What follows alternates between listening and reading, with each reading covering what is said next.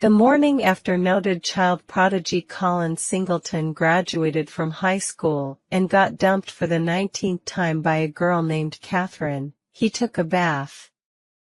Colin had always preferred baths. One of his general policies in life was never to do anything standing up that could just as easily be done lying down. He climbed into the tub as soon as the water got hot, and he sat and watched with a curiously blank look on his face as the water overtook him. The water inched up his legs, which were crossed and folded into the tub. He did recognize, albeit faintly, that he was too long and too big for this bathtub. He looked like a mostly grown person playing at being a kid. As the water began to splash over his skinny but unmuscled stomach, he thought of Archimedes. When Colin was about 4, he read a book about Archimedes, the Greek philosopher who discovered that volume could be measured by water displacement when he sat down in the bathtub. Upon making this discovery, Archimedes supposedly shouted, "Eureka!" and then ran naked through the streets. The book said that many important discoveries contained a eureka moment. And even then, Colin very much wanted to have some important discoveries, so he asked his mom about it when she got home that evening. "Mommy, am I ever going to have a eureka moment?" "Oh, sweetie," she said, taking his hand. "What's wrong?" "I want to have a eureka moment," he said, the way another kid might have expressed longing for a Teenage Mutant Ninja Turtle. She pressed the back of her hand to his cheek and smiled, her face so close to his that he could smell coffee and makeup. "Of course, Colin baby, of course you will. But mothers lie. It's in the job description." Colin took a deep breath and slid down, immersing his head. "I am crying," he thought, opening his eyes to stare through the soapy, stinging water. "I feel like crying, so I must be crying, but it's impossible to tell, because I'm underwater."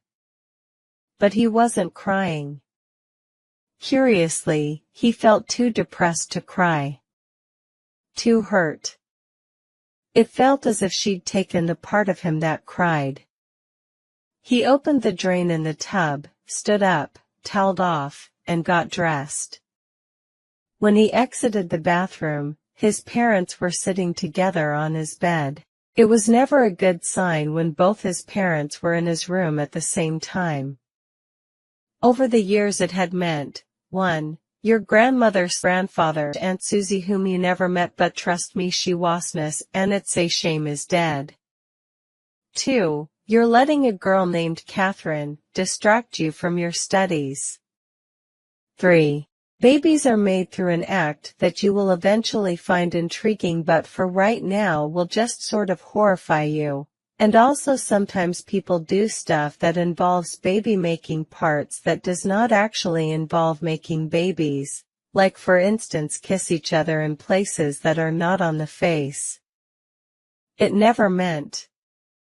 4. A girl named Catherine called while you were in the bathtub. She's sorry. She still loves you, and has made a terrible mistake and is waiting for you downstairs. But even so, Colin couldn't help but hope that his parents were in the room to provide news of the number 4 variety. He was a generally pessimistic person, but he seemed to make an exception for Catherine's. He always felt they would come back to him. The feeling of loving her and being loved by her welled up in him, and he could taste the adrenaline in the back of his throat, and maybe it wasn't over. And maybe he could feel her hand in his again and hear her loud, brash voice contort itself into a whisper to say "I love you" in the very quick and quiet way that she had always said it. She said "I love you" as if it were a secret, and an immense one. His dad stood up and stepped toward him. "Catherine called my cell," he said. "She's worried about you." Colin felt his dad's hand on his shoulder, and then they both moved forward, and then they were hugging. "We're very concerned," his mom said. She was a small woman with curly brown hair that had one single shock of white toward the front. "And stunned," she added. "What happened?" "I don't know," Colin said softly into his dad's shoulder. She'd had enough of me. She got tired." That's what she said. And then his mom got up and there was a lot of hugging, arms everywhere, and his mom was crying. Colin extricated himself from the hugs and sat down on his bed. He felt a tremendous need to get them out of his room immediately, like if they didn't leave, he would blow up. Literally. Guts on the walls, his prodigious brain emptied out onto his bedspread. "Well, at some point we need to sit down and assess your options," his dad said. His dad was big on assessing. "Not to look for silver linings, but it seems like you'll now have some free time this summer. A summer class at Northwestern, maybe? I really need to be alone, just for today," Colin answered, trying to convey a sense of calm so that they would leave and he wouldn't blow up. "So can we assess tomorrow?" "Of course, sweetie," his mom said. "We'll be here all day. You just come down whenever you want and we love you and you're so special, Colin, and you can't possibly let this girl make you think otherwise because you are the most magnificent, brilliant boy," and right then, the most special, magnificent, brilliant boy bolted into his bathroom and puked his guts out. An explosion, sort of. "Oh, Colin," shouted his mom. "I just need to be alone," Colin insisted, from the bathroom. "Please." When he came out, they were gone. For the next 14 hours without pausing to eat or drink or throw up again, Colin read and reread his yearbook, which he had received just 4 days before. Aside from the usual yearbook crap, it contained 72 signatures. 12 were just signatures, 56 cited his intelligence, 25 said they wished they'd known him better, 11 said it was fun to have him in English class, 7 included the words pupillary sphincter, 4 and a stunning 17 ended, "Stay cool." Colin Singleton could no more stay cool than a blue whale could stay skinny, or Bangladesh could stay rich.